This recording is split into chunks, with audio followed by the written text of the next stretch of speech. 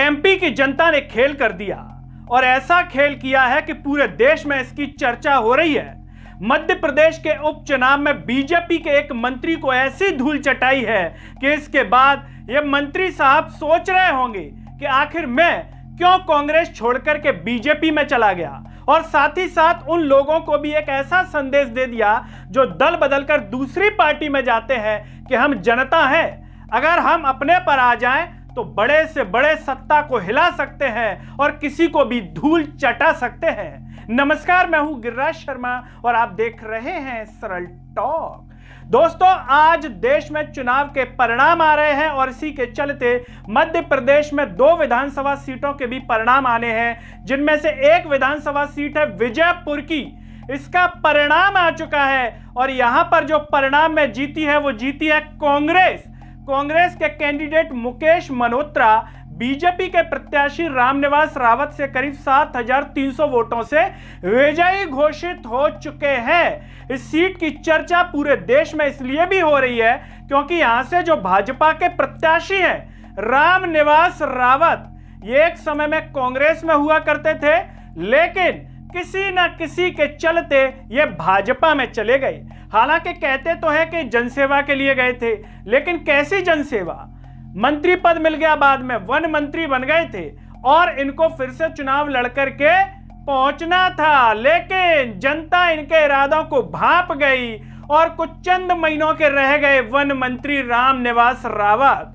धूल चटा दी, बुरी तरह से हराया है रामनिवास रावत को विजयपुर की जनता ने, और विजयपुर की जनता ने यह मैसेज दे दिया कि जिस नेता को हम चुनकर भेजेंगे, अगर वो दल बदलेगा तो इसी तरीके से धूल चटा देंगे और ऐसी धूल चटाएंगे कि फिर बाद में समाज में कोई सम्मान नहीं मिलेगा। पूरी दुनिया कहेगी कि देखिए दल बदल करके गए थे और जनता ने किस तरीके से इनको चुनाव में हराया।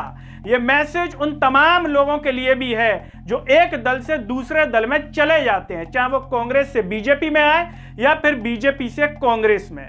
रामनिवास रावत को लगा होगा कि मैं दल बदल लेता हूं, जनता तो मूर्ख है, उसे क्या समझ में आ रहा है। आजकल माहौल भी यही चल रहा है क्योंकि देश के प्रधानमंत्री नरेंद्र मोदी ने जो अनैतिक राजनीति की शुरुआत इस देश में कर दिया, उसके चलते हर किसी को ऐसा ही लगता है कि मैं फ्रॉड बन जाऊं, मैं गलत काम करूं तो तरक्की कर लूंगा, मैं झंडा उठा दूं, मैं फलाना नारा दे दूं तो मैं तरक्की कर लूंगा। लेकिन ये जनता है साहब, सब समझती है, जब अपने पर आती है तो अच्छे अच्छों की सल्तनत हिला देती है। रामनिवास रावत एक ऐसे प्रत्याशी थे जो कांग्रेस से कई बार जीते थे, बड़े नेता थे कांग्रेस में, सब कुछ मिला इनको, मान सम्मान, लेकिन कहते हैं कि लालच बुरी बला है। लालच के चलते शायद भाजपा में चले गए या किसी भी चीज के चलते भाजपा में चले गए और उस पार्टी को भूल गए जिससे इन्होंने अपने करियर बनाया, अपनी एक छवि बनाई। वहां की जनता ने इतना प्यार दिया, शायद विजयपुर की जनता को भी बड़ा बुरा लगा होगा कि जिस नेता को हमने पाला पोसा, अपना प्यार दिया, सब कुछ लुटा दिया उसके ऊपर, वो नेता हमारे साथ ऐसे दगा करके चला गया। इसको तो हम ऐसा सबक सिखाएंगे कि बुढ़ापा भी ऐसे गुजरेगा कि रह रहकर दर्द होगा। शायद रामनिवास रावत को यह दर्द हमेशा सताएगा कि मैं हार गया। दोस्तों, हार की जो एक छवि होती है चेहरे पर, उसे हर कोई पचा नहीं सकता। जो व्यक्ति हमेशा जीतता रहा हो, अगर उसे हार का सामना करना पड़ जाए तो सोचिए उस पर क्या बीतेगी। हालांकि वहां की जनता ने इतना शानदार मैसेज दे दिया है कि हमारे साथ दगा करोगे तो फिर किसी काबिल नहीं रहोगे।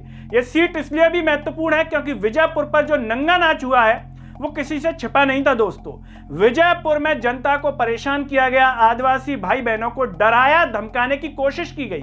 आपने सोशल मीडिया पर देखा होगा, तरह तरह के वीडियो वायरल हुए। कांग्रेस पार्टी ने यहां तक आरोप लगाया कि जो कलेक्टर है किशोर कन्याल, उनको भी जो है इसलिए लाया गया था कि वो रामनिवास रावत को जितवा सकें और चुनाव में कुछ ना कुछ करवा सकें। पूरी कोशिश थी बीजेपी की ओर से कि ऐसा सब कुछ हो, लेकिन जनता के नेक इरादों ने और जनता की एकजुटता ने इसको ध्वस्त कर दिया और उस कैंडिडेट को हरा दिया जिसने जनता का विश्वास ठगा था, जनता को चूना लगाया था। अब वो रामनिवास रावत शायद कभी किसी को चूना नहीं लगा पाएंगे। और जो भी लोग इसे देख रहे होंगे, इस परिणाम को सुन रहे होंगे, वो भी अपनी अंतरात्मा में झांक करके यही सोच रहे होंगे कि चूना तो हमने भी लगा दिया, हम भी दल बदल करके चले गए। ऐसे तमाम बड़े बड़े नेता हैं जो दल बदल करके गए हैं। जनता समय आने पर उन्हें भी सबक सिखा सकती है।